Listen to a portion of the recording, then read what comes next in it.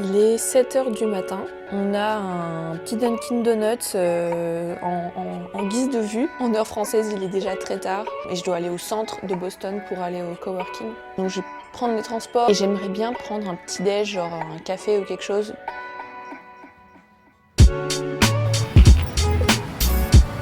J'ai un meeting dans 2 minutes, il est 8h du matin mais il est déjà 14h je crois, heure française. Donc je dois aller faire mon meeting dans un café. Petite session taf de environ 1 heure je pense. Et ensuite j'irai dans le centre. J'ai pris un blueberry muffin et un cappuccino.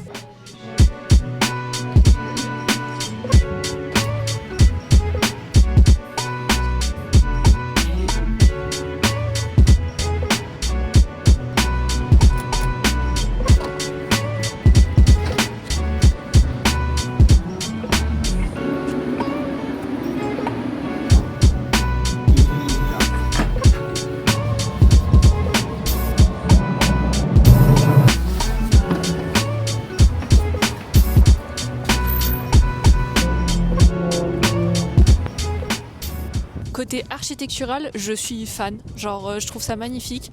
Alors, c'est probablement cheaté du fait qu'il fait extrêmement beau.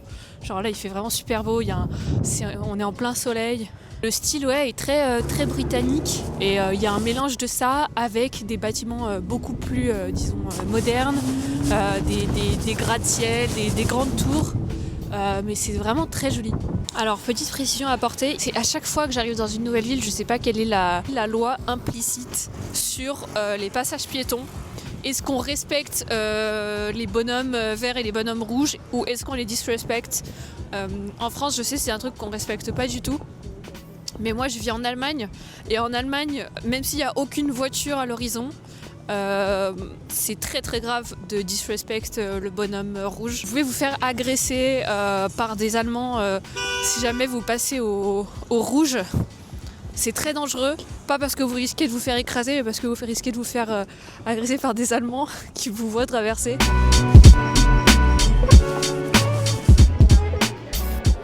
Là, ce qui se passe, c'est que j'ai terminé de faire mes prios en taf. Je suis là en pleine période charnière où il faut un peu que je me pose sur les options que j'ai dans ma life, notamment sur la partie professionnelle. Me dire, ok, qu'est-ce que je veux faire, sur quoi je me lance et qu'est-ce que je fais sérieusement. En activité principale, j'ai un business qui fonctionne assez bien, mais c'est possible que je doive m'en séparer. Et du coup, le but c'est de trouver un peu des alternatives, trouver des idées et savoir un peu c'est quoi les next steps, quoi. J'ai aussi un peu envie de me réorganiser un peu parce que on est déjà presque fin janvier et je me suis pas vraiment donné d'objectif pour cette année. Pas d'objectif, on va dire, à tenir sur le court terme. En général, j'aime bien avoir une routine assez spécifique pour pouvoir suivre un minimum ce que je fais, comment je m'améliore et à quel point j'arrive à me tenir à une certaine discipline. Et cette année, j'ai pas démarré du mieux possible et il faut absolument que je me donne un minimum d'objectifs. Le problème quand j'arrive à cette période-là de ma vie, c'est que quand je me donne des objectifs, il y a trop de trucs. C'est difficile parce qu'il faut toujours être assez honnête dans ce qu'on peut faire et ce qu'on peut pas faire. Et en particulier, si on se donne des objectifs qui sont trop volumineux, sur lesquels on surestime ce qu'on peut faire, comme je le fais souvent, du coup on n'arrive pas à s'y tenir. Et le problème, c'est que, en tout cas moi, quand je me tiens pas à mes objectifs, après je suis dégoûtée de moi-même, quoi. Donc le but c'est quand même de donner des choses qui sont tenables. Et pour avoir des choses tenables, il faut que je mette un peu à plat ce que j'aimerais faire. Et ensuite d'essayer de prioriser ça un peu, de se dire ok, qu'est-ce que je vais faire en premier. Du coup, le but c'est de noter un peu une liste de toutes les choses que je veux faire et ensuite d'aller me dire ok, quels sont les prios et du coup qu'est-ce que je veux investir en temps par jour ou par semaine pour ça. Je pense notamment à, là j'ai un peu des idées au hasard, mais je vais partir au Japon là dans 1 mois et demi.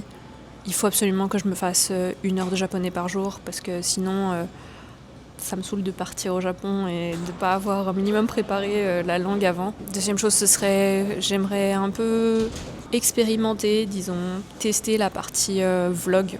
Donc là, ce que je suis en train de faire, c'est tout nouveau pour moi. Essayer de m'y tenir, c'est-à-dire tout le temps essayer de filmer quand je le peux. Et j'aimerais bien faire une formation de designer sur designer email.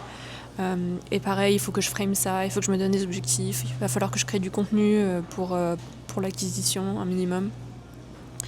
Et du coup, il faut que je me dise, ok, comment je crée du contenu, quel type de contenu je crée, et que je me mette à créer aussi la partie format. C'est comme tout, chaque fois qu'on veut créer quelque chose, ou qu'on veut se lancer sur un projet, au début, il faut toujours une étape de planification, parce que si on se lance dedans sans avoir planifié, sans avoir prévu, ok, quelles ressources je mets, combien de temps j'investis par semaine, et ce que je vais accomplir exactement, c'est quoi le résultat final. En fait, si je mets pas ça à plat, je sais que je vais perdre du temps et je vais avancer dans le vide. Donc c'est pour ça, il faut que pour chacun de ces mini-projets-là, il faut que je puisse me mettre d'accord entre moi et moi-même sur qu'est-ce que je veux faire au final exactement.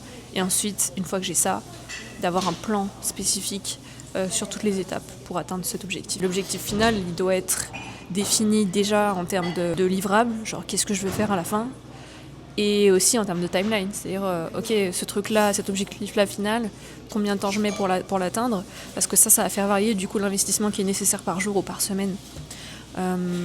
Et après, si je fais la somme de tous les investissements nécessaires en temps par jour pour tous ces mini-projets, et que j'atteins quelque chose de trop volumineux, je sais qu'il va falloir que je réadapte mes attentes. C'est tout un travail. C'est un travail qui, a priori, fait pas avancer les choses. Parce qu'on se dit, si j'essaye de réfléchir à comment je vais faire des vidéos, ça me fait pas faire concrètement des vidéos, quoi. Donc, on a l'impression d'avancer dans le vide. Mais en fait, ça fait gagner tellement de temps sur le long terme que ça a beaucoup, beaucoup, beaucoup de valeur. Donc je vais me mettre à faire ça va me prendre plusieurs heures. Et c'est sur ça que je vais travailler.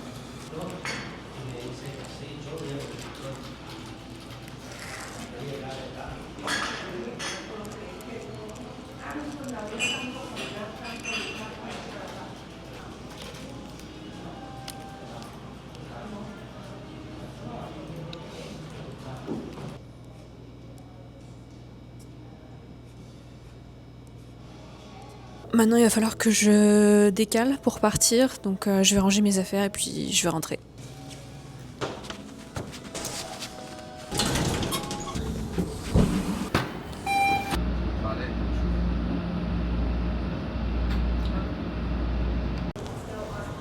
Et c'est une fin de journée.